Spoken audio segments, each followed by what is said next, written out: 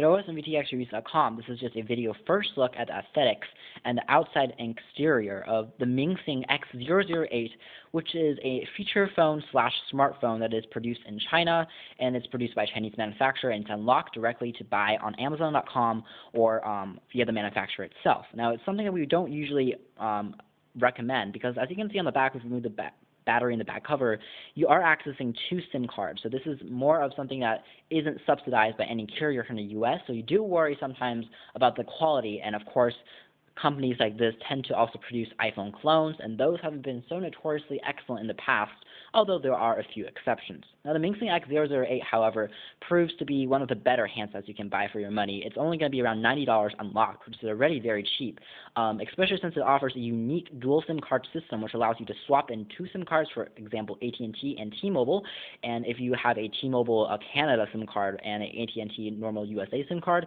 you can drive between and travel between the borders and not fear that you will have to pay an extra fee, and you can also call between 2 different numbers for your friends and family that way. Now, in terms of design, it may not look like it just seems like a candy bar design, but when we cover up the keypad, you'll actually realize that the screen is actually super, super large. With the keypad, for some reason, the screen actually looks smaller, like a small Sony Ericsson handset, but covering this up, you should really get an idea. This is actually a 2.85-inch screen. That's actually a touch screen, so a resistive screen.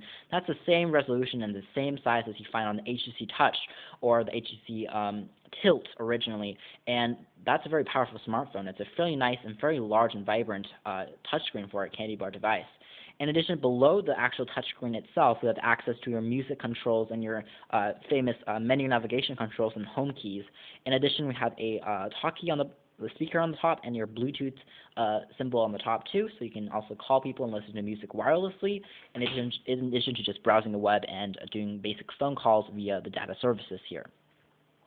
The navigation control is slightly more confusing. Now, one of them bigger complaints in terms of the outside and P1 of this review is going to be the T9 style keypad. This is not a traditional T9 style keypad. The 0 key, instead of being placed on the bottom, has been navigated and relocated to the right hand side to provide a 4th row on the navigational side to make room for the large screen. And what that makes is a little bit uncomfortable at first. It definitely takes time to get used to. If you're somebody who's used to a traditional layout, you're going to be calling people and you're going to call someone and it's going to go, oh, 0.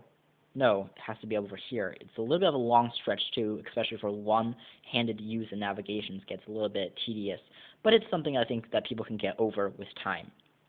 The 5-way navigation toggle with an OK center key is also very easy to use. In addition, you have a music button, a back key, and a FM radio key directly on the front of the device. In addition, you have a call 1 or call 2 to indicate which SIM card you want to use, a camera key, and a power off and end key for the calls.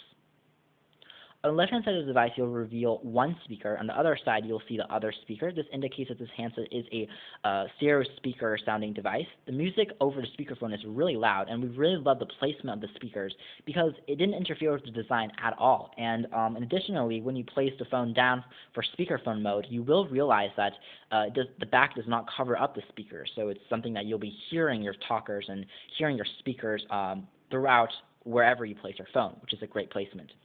We also have a volume rocker, and on the bottom we have a stylus, which is very cramped and hard to get out, unfortunately. This is one of the biggest complaints of this handset, is that the stylus is almost impossible to find. When I first took this review model out of the box, I could not find the stylus. It's actually stashed on the bottom here, which is such a strange placement.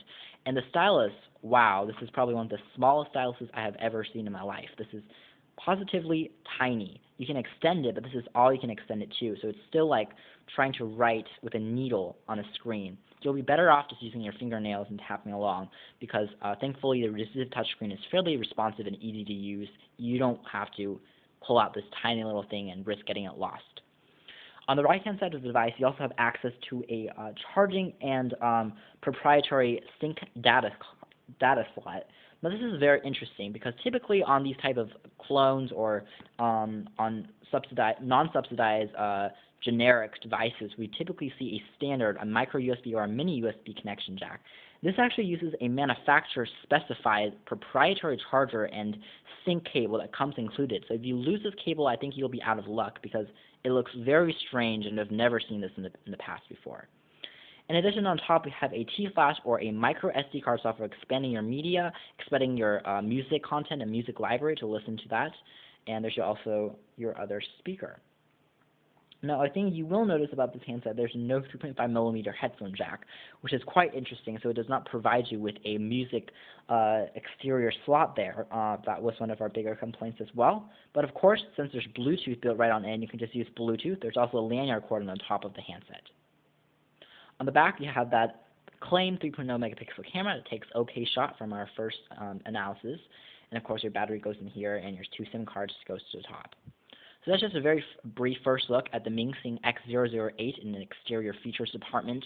So from the outside, it's a fairly appealing and fairly interesting handset. It's very inexpensive, offers Bluetooth, looks very classy with a brushed metal and soft touch grippy material, 360 degrees. It's a little bit large, but it combines both a touchscreen, a keypad, and stereo speakers for a interesting twist. Now, of course, get back and we'll review the software and UI in part 2 of this video review here at OS and VTXReviews.com. Thanks for watching.